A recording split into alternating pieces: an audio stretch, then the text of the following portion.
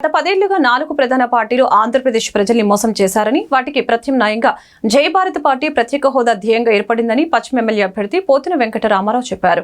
హోదా రాకపోవడానికి అధికార ప్రతిపక్ష పార్టీలే కారణమని, దానివలన ఇక్కడ మన యువతకు ఉద్యోగ ఉపాధి రాకుండా పోతుందని తెలియజేశారు. విజయవాడ వంటోన్లో వించిపేటలో పశ్చిమ ఎమ్మెల్యే అభ్యర్థి పోతిన వెంకట రామారావు కొండ ప్రాంతంలో జై భారత్ బ్యాటరీ టార్చ్ ప్రచారాన్ని చేపట్టారు. ప్రతి ఇంటి తలుపు తట్టి ఓటర్లతో మాట్లాడారు. ఇక్కడ చాలా తమకు పింఛన్లు రావటం లేదని, తాగునీటి సమస్య, పారిశుద్ధ్యం లోపం ఉందని పోతిన రాముకు సమస్యల్ని ప్రత్యక్షంగా చూపించారు. యువతకు ఉద్యోగ ఉపాధి లేక ఖాళీగా తిరుగుతున్నారని మహిళలు ఆవేదన వ్యక్తం చేశారు.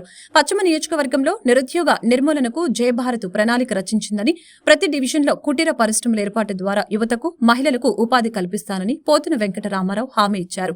పశ్చిమంలో ఎన్ని సమస్యలుంటే రేపిక్కడికి ప్రధాని మోదీని తెస్తామని బీజేపీ అభ్యర్థి చెబుతున్నారని ఆయన ఎద్దేవా చేశారు. తన వద్ద నియోజకవర్గ అభివృద్ధికి సమగ్ర ప్రణాళిక ఉందని, బ్యాటరీ టార్చ్ ని గెలిపిస్తే వాటి అమలుకు శ్రీకారం చుడతామని పోతిన రాము తెలిపారు. నా పేరు పోతిన వెంకటరామారావు. జై భారత్ నేషనల్ పార్టీ విజయవాడ పశ్చిమ ఎమ్మెల్యే అభ్యర్థిగా పోటీ చేస్తా ఉన్నాను సార్. మా ఎన్నికల గుర్తు టార్చ్ లైట్ అండి.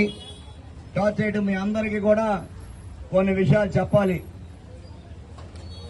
వైసీపీకి ఓటు వేసినా, టీడీపీకి ఓటు వేసినా, మరి ఇతర ఏ రాజకీయ పార్టీకి ఓటు వేసినా కూడా అన్ని ఓట్లు కూడా మన రాష్ట్రాన్ని తీవ్రంగా అన్యాయం చేసి అధపాతాలను నెట్టేసిన భారతీయ జనతా పార్టీకే వెళ్తా ఉన్నాయి.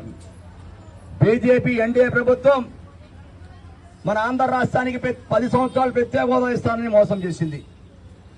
10 సంవత్సరాలు ప్రత్యేక హోదా ఇస్తానని నరేంద్ర మోడీ గారు ప్రధానమంత్రిగా తిరుపతి వచ్చి 2019లో మరి ఆ రోజున ఆంధ్ర రాష్ట్రానికి ప్రత్యేక హోదా ఇస్తాము, తప్పనిసరిగా ఆంధ్ర రాష్ట్రానికి ఉద్యోగ యువతను ఆదుకుంటాము అని చెప్పిన వ్యక్తి మాట తప్పారు. ప్రత్యేక హోదా రాలేదు, ఉద్యోగాలు లేవు, పరిశ్రమలు రాలేదు. రైల్వే జోన్ 15-20 సంవత్సరాలుగా పోరాటం చేస్తున్నారు విశాఖ వాసులు, వాళ్ళకి రైల్వే జోన్ ఇవ్వలేదు. మరి విశాఖపట్నం స్టీల్ ప్లాంట్ ప్రైవేటీకరణ చేసేసి అమ్మేసే ప్రయత్నం చేస్తా ఉన్నారు.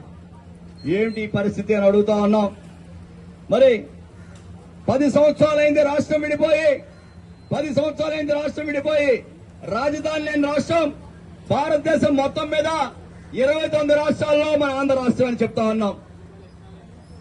3 రాజధానులు ఇస్తానని చెప్పి జగన్మోహన్ రెడ్డి మోసం చేశాడు. 3 రాజధానులు ఇస్తానని చెప్పి జగన్మోహన్ రెడ్డి మోసం చేయడమే కాదు, ప్రాంతీయ విద్వేషాలు రెచ్చగొట్టిన పరిస్థితి ఏమిటి అని ప్రశ్నిస్తా ఉన్నాం. మరి బీజేపీ ఎన్డీఏ ప్రభుత్వం స్థానికంగా ముస్లిం మైనార్టీ సోదరులకి 4% రిజర్వేషన్ ఇస్తానందు కూడా మొన్న పురంధేశ్వరి గారు ఈ మధ్యన 2 రోజులు